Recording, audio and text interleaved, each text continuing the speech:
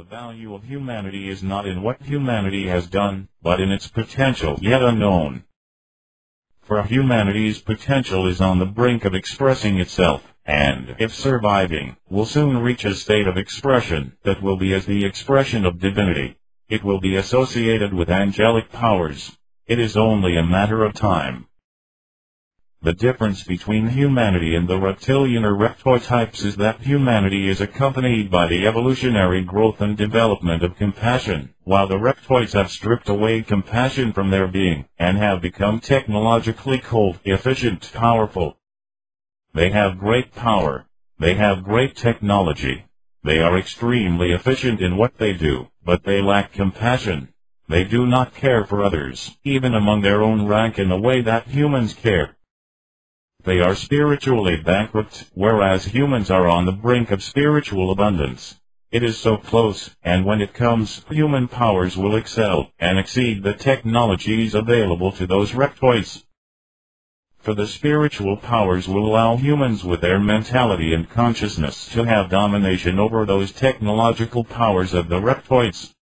It is not such a matter of good or evil. It is a matter of returning to the source, to the original consciousness from whence all came, and the reptoids are at the extreme opposite end, and have no direction to go except to return, and the humans are now close to cosmic consciousness. It will be but a matter of time before humans, in collective consciousness, can have greater power without touching the reptoids have with all of their technologies. Galactic Federation, which includes the Pleiadians and the Vegans and the Sirius groups, are all also concerned in hoping that the Earth does not become part of the Orion Empire, or the Draco Federation. They prefer to see the Earth become part of the Galactic Federation.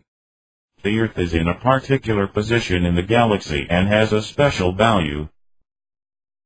There has been a number of extraterrestrial cultures who have, in the past, made claim to the planet, and who have either abandoned those claims and gone elsewhere, or have lost control of their property through war or other conflicts, so that at present time there are disputes among these extraterrestrial cultures as to who really owns the Earth.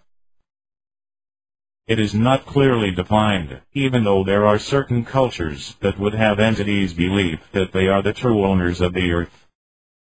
The reptoids date a claim back some 10,000 years. The Sirius groups claim to have taken control from the reptoids, and the Pleiadians claim spiritual connections with humanity.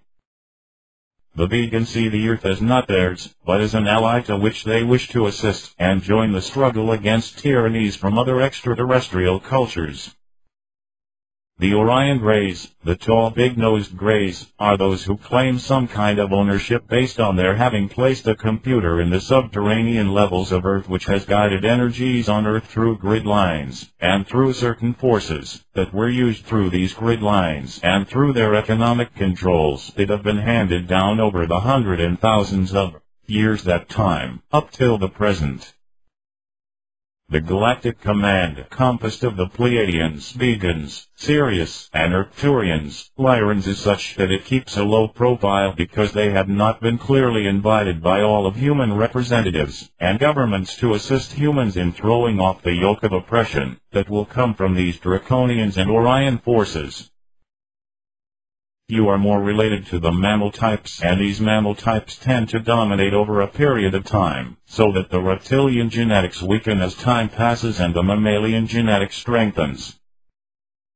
There is also a genetic factor implanted in the human creation by the entities from Sirius who were involved. This was secretly put into the human equation by those from Sirius without others knowing about this, in which the Sirian beings, or genetic engineers, implanted within the human species a kind of holographic cell that would over a period of time, with each passing generation and with the rising of consciousness, put in a cell that upon a certain level of development would react. It becomes more godlike. When the vibrations reach a certain state in the evolving human, it becomes possible for that cell to activate totally in the entity experience, God realization, and becomes cosmically aware. Each human being has this potential built into the cells, but it does not release when the entities are engaged in selfish endeavors, self-centered activities. It engages only when the entity pursues the spiritual and divine light. In this sense, you have options, and those options allow you to choose a path toward spiritual enlightenment, and in doing so, to become God-realized.